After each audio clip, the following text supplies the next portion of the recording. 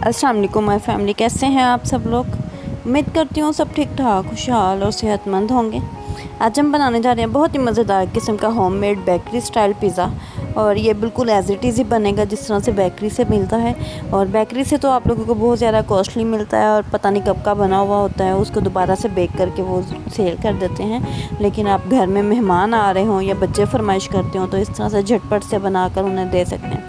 सबसे पहले मैं चिकन की टॉपिंग रेडी करूँगी और टिक्का फ्लेवर में मैं टॉपिंग करूँगी चिकन की। मैंने चिकन बोनलेस ले लिया है, तकरीबन हाफ़ कप के बराबर। फ्रीज़ किया हुआ चिकन था, मैंने उसको अभी ओवन में डीप रोस्ट किया है और इसमें ऐड कर दिया सिंपली।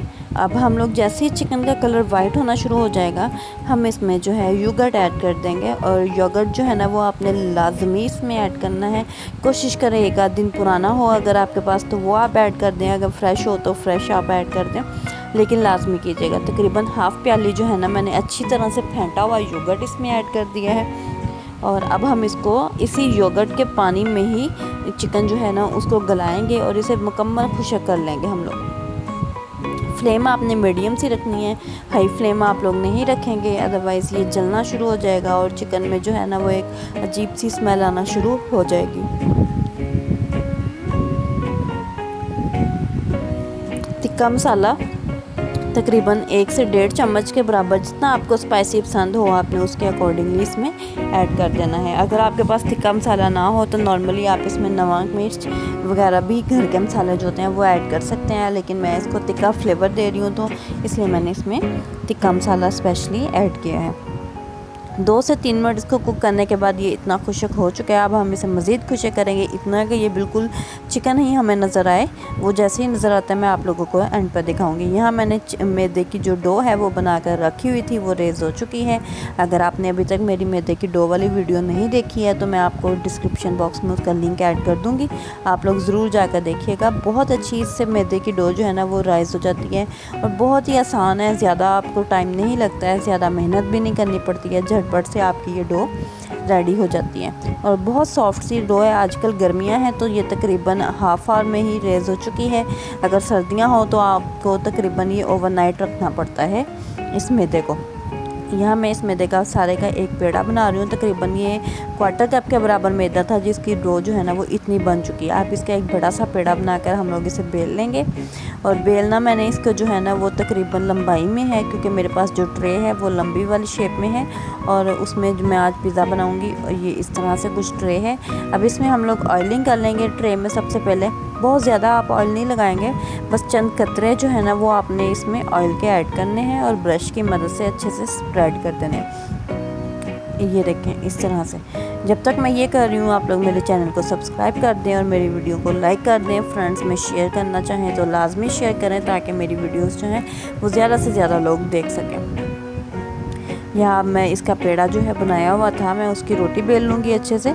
लंबाई में हम लोगों ने एक मोटी सी रोटी बेल लेनी है सबसे पहले। और मेरा मैदा जो है ना जो गूंदा हुआ था वो थोड़ा सा लिक्विडी पतला ज़्यादा था, इस वजह से मैंने मैदे को ज़्यादा स्प्रिंकल किया है। खुश्क मैदा जो है ना वो ज़्यादा मैंने इसमें ऐड किया है। जैसे ये रोटी बेली जाती है इस तरह से एक मोटी सी थिक वाली रोटी हमने बेल ली है और हम लोग इस रोटी को जो है ना वो अभी इस ट्रे में फैलाते जाएंगे। अगर आपके पास इस तरह से ट्रे ना हो, सिंपली आपने क्या करना है, कोई भी एक शीशे की प्लेट ले लेंगे। हम बेकिंग आपके पास केक वाला जो मोल्ड होता है आप वो भी ले सकते हैं इसमें, इंशाल्लाह वो भी मैं आपको बहुत जल्दी बनाना सिखाऊंगी।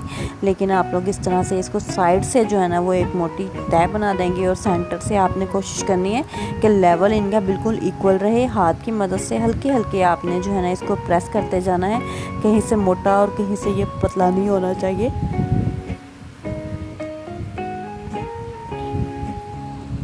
ये देखिए इस तरह से आपने इसको हाथ की मदद से इक्वल करते जाना है, बिल्कुल नरम हाथों के साथ। अब हमने एक फॉक ले लेना है और इसके अंदर होल्स कर देने हैं। पूरी तरह नीचे तक आपने होल्स नहीं करने हैं। इन होल्स को करने का मकसद ये है कि हमारी जो डो है वो अंदर से कच्ची ना रहे, अच्छे से पक जाए। और मैंने पिज़्ज़ा की जो सॉस बना कर रखी हुई होती है, ये इंस्टेंट सॉस है। सिंपली मैंने tomato ketchup, chilli garlic sauce और मायोनीज़ जो है ना इन तीनों को मिक्स कर लिया है और मिक्स करने के बाद मैं इसमें ऐड करती जा रही हूँ। ये हमारी एक इंस्टेंट सी पिज़्ज़ा सॉस रेडी हो जाती है। वैसे तो मैं टोमेटोज़ में बनाती हूँ, लेकिन अगर ज़्यादा जल्दी हो तो आप लोग इस तरह से भी बना सकते हैं, बहुत अच्छा इसका भी टेस्ट आ जाता है। सारे अच्छे से मैंने इसको स्प्रेड कर दिया है। ब्रश की मदद से फैलाते जाएंगे और इसके बाद हम लोगों ने इसके ऊपर बाकी चीज़ों की 1 बाय 1 टॉपिंग करते जाना है। सबसे पहले जो चिकन ड्राई हो चुका था, ये देखें ये बिल्कुल इस तरह से ड्राई हो चुका है, बिल्कुल भी इसमें दही का पानी भी नहीं था, ना ही इसमें चिकन का पानी था। और 1 पीस उठा के मैं इसके ऊपर स्प्रेड करती जाऊंगी। जितना आपको चिकन रिक्वायर्ड हो आप उसके अकॉर्डिंगली इसमें ऐड कर सकते हैं।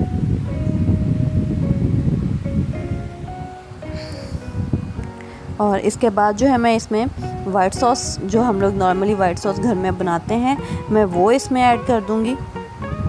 अगर आपको इसकी रेसिपी भी चाहिए हो तो वो भी ऑलरेडी मैं बहुत सारी वीडियोस में बनाना सिखा चुकी हूँ आपको।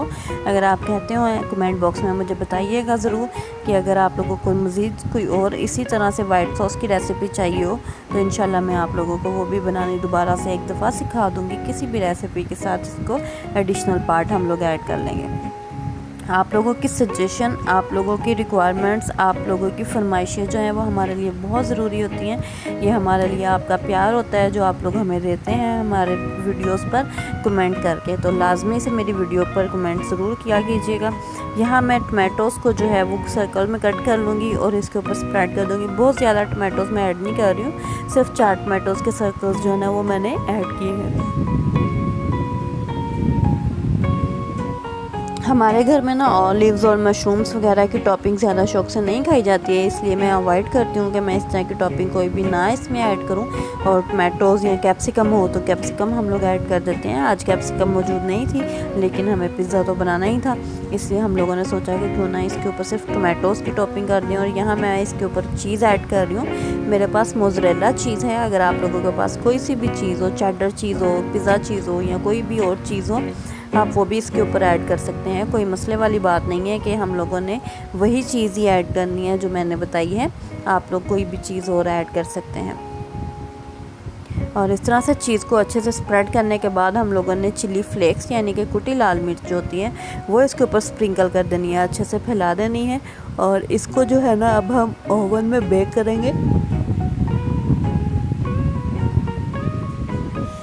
मैंने ओवन को पहले से 3 मिनट तक प्री हीट किया हुआ था और अब इसको मैं 5 से 6 मिनट के लिए बेक करूंगी। और ये देखें हमारी डो जो है वो बहुत अच्छे से साइड से फूली हुई है और कलर भी बहुत ज़बरदस्त सा डो पर आ गया है और बहुत मज़ेदार किस्म का ये पिज़्ज़ा रेडी हो चुका था। आप लोग घर में ज़रूर इसे ट्राई कीजिएगा, आप सबको बहुत पसंद आएगा। मुझे और हमारे मुल्क को अपनी खुसूसी दुआओं में याद रखिएगा। अल्लाह हाफ़िज़।